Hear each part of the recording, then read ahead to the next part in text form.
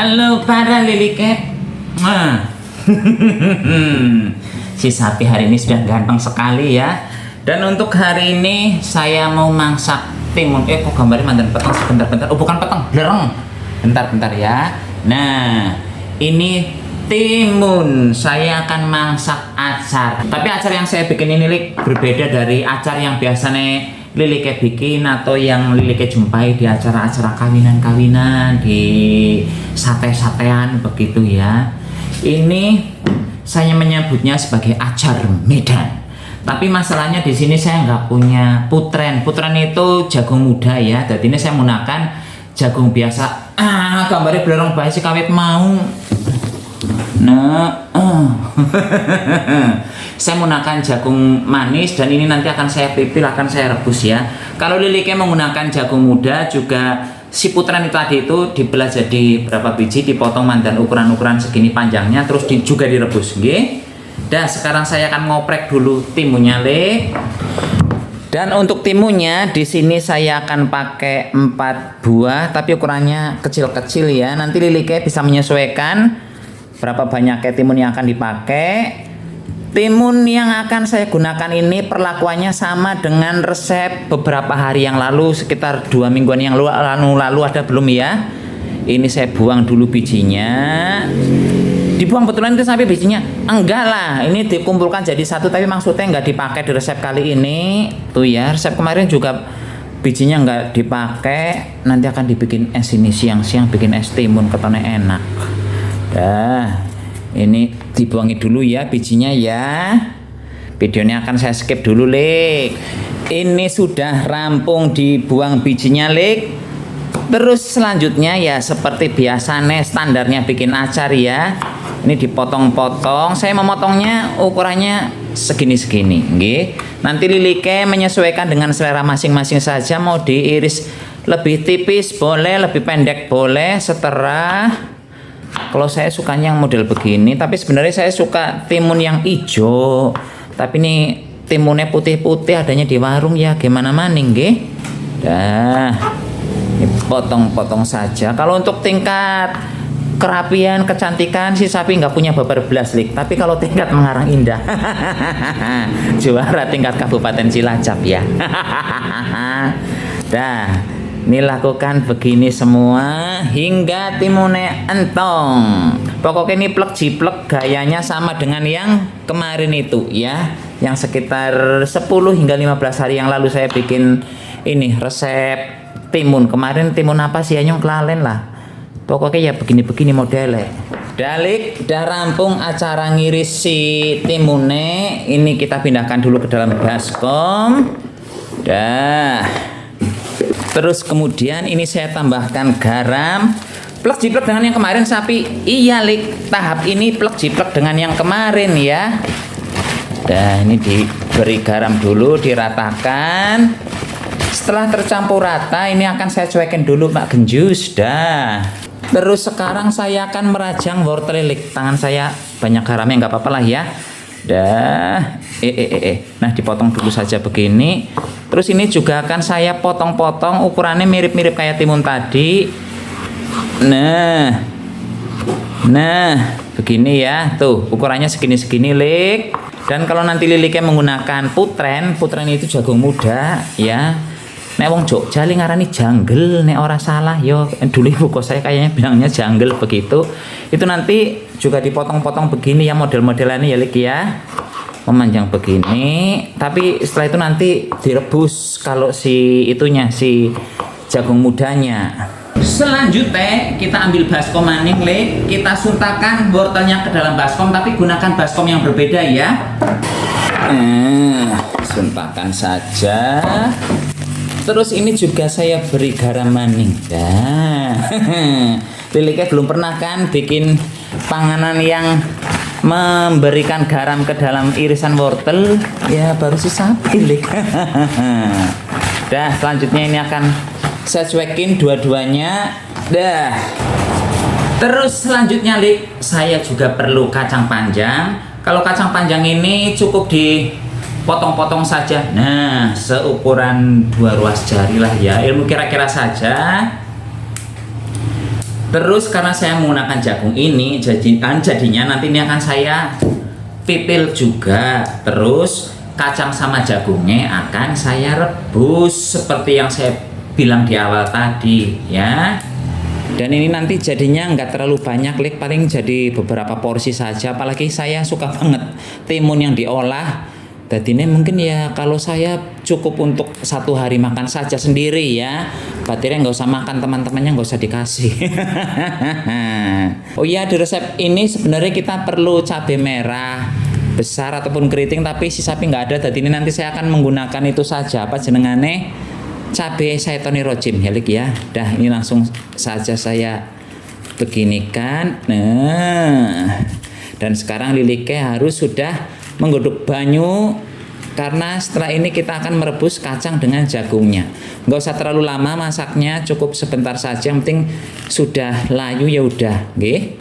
Dan jreng jreng jreng, akhirnya Princess Maria Mercedes muncul dengan wajah yang sudah cantik jelita tiada tara, ayunya kayak nawang wulan ya. Dah, cemplungkan saja itu air di panci dan mendidih. Wes dicemplungkan saja anu Lik Dira. Nah, dah. Ini dimangsak sekitar 1,5 menit hingga 2 menit ya Lik ya, nggak usah terlalu lama biar nggak kematangan si kacang dan jagungnya, nggih. Dan selanjutnya sekarang Biung Dira lagi merajang bawang merah. Ini bawang merahnya nanti akan diulek ya Lik ya bersama bawang putih. Terus di sini saya juga punya kemiri. Ini kemirinya bagusnya dibakar dulu, tapi saya nggak ada cara bakar-bakar, belah kesuwen. Terus, nah ini cabai, ini harusnya menggunakan cabai merah ya, tapi saya menggunakan cabai Saitoni Rojim. Terus nanti di sini saya juga akan menggunakan kunyit bubuk. Tapi kalau penggunaan kunyit bubuk itu sifatnya nggak wajib, dan Lilike juga bisa menggantinya dengan kunyit yang sudah dibakar dulu. Nah, cemplungkan. Tapi kalau Lilike memang betul nggak suka kunyitnya, nggak usah pakai. Terus langsung saja itu digenjus-genjus sampai lembut ya. Sudah lembut Lik, sambelnya. Biung Diranya kemana sapi? Di sana tuh hilang. Dan saya bilang dari zaman purbakala, Biung Dira itu cuma pencitraan. Aslinya yang apa ya si sapi. Godane sing kesumaning Lilike. Ora sopan kowe ngono, kowe ki wong tuwa. Lah pancen Biung Dira cuma pencitraan. Ujar-ujare. Oh iya Lik, saya lupa bilang bahwa di resep ini kita juga perlu kurang mudun. Kita juga perlu kacang. Ini kacang tanahnya saya goreng ya, ini dari zaman purbakala lah pokoknya. Ini kacang tanah digoreng, bisa juga disangrai terus dihaluskan, nggih. Nanti Lilike wajib menggunakan kacang tanah, dan kacang tanah ini kan mencarinya gampang. Jadi ini nggak ada alasan nggak menggunakan kacang. Tapi kalau Lilike sait banget karo kacang ya nggak usah pakai kacang nggak apa-apa, tapi rasanya akan berbeda sekali ya. Terus ini sudah beberapa lama dicuekin, timunnya terus diremes-remes saja begitu. Dan nanti wortelnya itu juga akan diremes-remes ya Lik ya. Ya, diremes-remes. Setelah diremes-remes nanti akan dicuci hingga rasa asinnya hilang begitu. Terus lakukan tahap ini Lik hingga air yang keluar dari timunnya betul-betul banyak sekali. Selain timun, nah seperti yang saya bilang barusan, wortelnya juga saya remet-remet. Itu kan bisa dijadikan satu saja sapi antara wortel dengan timun. Enggak Lik, tetap harus dipisah ya. Timun dengan wortel harus dipisah karena nanti di bagian airnya timun itu dimasukkan di bagian paling buntut, sementara nanti wortel akan dimangsak di bagian awal termasuknya, nggih. Jadi jangan dicampur-campur karena nanti matengnya akan berbeda. Terus ini akan saya cuci hingga bersih, tapi proses mencucinya nggak akan saya videokan. Yang penting WC sudah bersih semua, ya. Cus. Nah, Lik, ini sudah saya cuci bersih ya, baik timun maupun wortelnya. Terus ini akan saya peres lagi untuk membuang airnya. Di resep yang kemarin itu bukan banyak sih lah, ada 1-2 orang yang komentar, ya gizinya nggak ada sama sekali tuh nanti.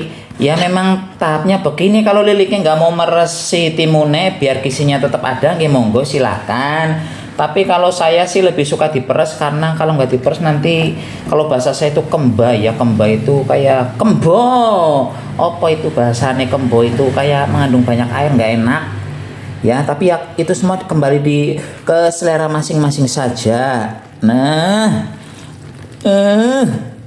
lagian kalau nggak diperes begini, Lik, asinya masih kuat banget walaupun tadi sudah dicuci, dibilas bolak-balik, tetap saja ada rasa asinnya. Jadi menurut saya ini untuk mengurangi rasa asin juga, nanti tekstur timunnya juga enak. Selain timun, nanti si wortelnya juga akan saya peres-peres seperti ini, nggih.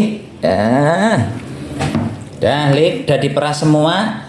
Terus berikutnya di sini saya akan menambahkan air jeruk. Liliknya bisa menggunakan apa itu namanya, cuka ya. Saya menggunakan air jeruk. Ini saya menggunakan jeruk sambal biar aromanya wangi. Oh iya, di resep ini sebenarnya ada satu bumbu yang nggak saya pakai karena saya lagi nggak ada, yaitu daun jeruk. Nanti Liliknya tambahkan daun jeruk terus diulek ya bareng sambalnya tadi itu. Terus ini juga diberi jeruk juga biar wangi, Lik.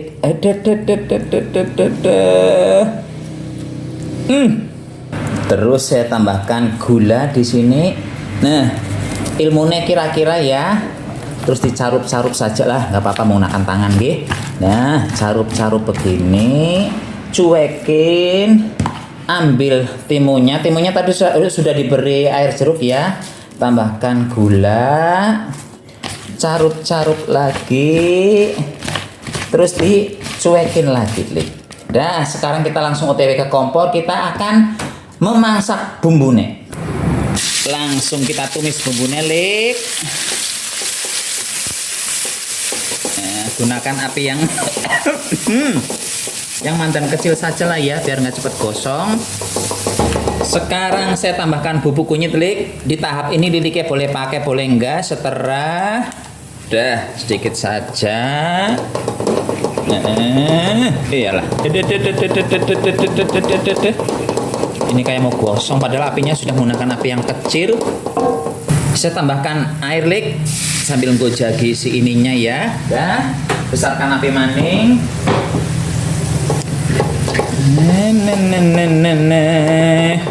Kemudian saya tambahkan gula pasir. Gula pasir saya menambahkan mantan banyak, tapi enggak saya tambahkan garam dulu, oke, seperti yang saya bilang tadi. Saya masukkan wortel, Lik. Ini alasan kenapa si timun sama si wortel dipisah, karena si wortel dimasukkan di bagian awal, tapi nggak terlalu jauh sih jaraknya, cuman ya memang beda waktunya memasukkannya ya. Kemudian jagung sama kacang saya lebokkan.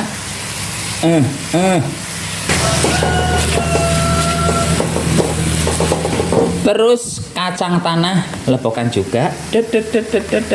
Ini banyak ilmu kira-kira saja. Nah, begini tuh, mulai kelihatan cantik. Terus terakhir, Lik, saya masukkan timunnya. Ini waktunya nggak selisih lama ya.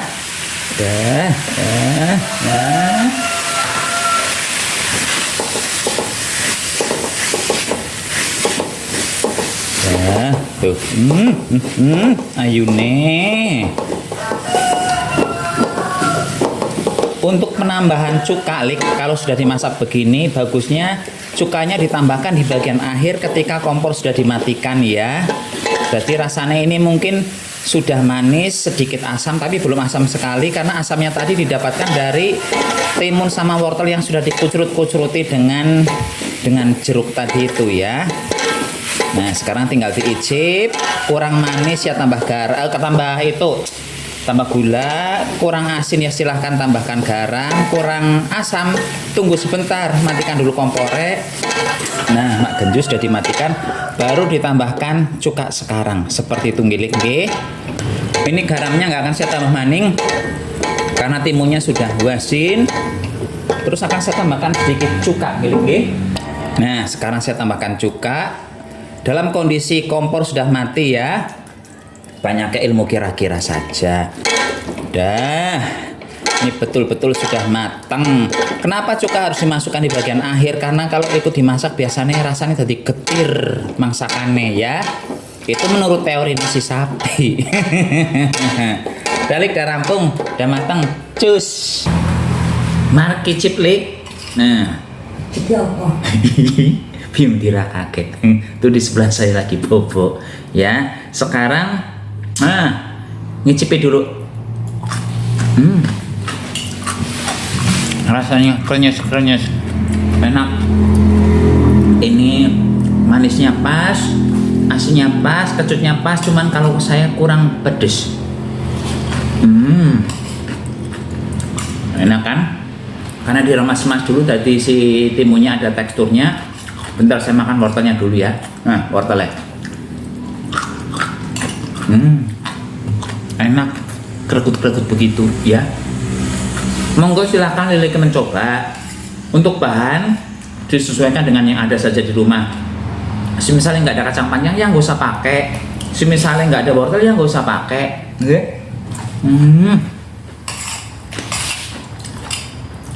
Enak banget deh. Mirip-mirip kayak karedok. Cuman ini tuh lebih bertekstur ya kalau saya bilang. Ini mau dimakan begitu matang boleh, mau ditaruh kulkas dulu juga boleh, disesuaikan dengan selera masing-masing. Baik ya. Anak Ibu Andra nyun pamit rumiyin, sampai jumpa di video berikutnya. Tetap jaga kesehatan. Salam goblok. Cus. Lek Dira terbangun. Cus di situ Lek. Lek Dira. Apa? Cus.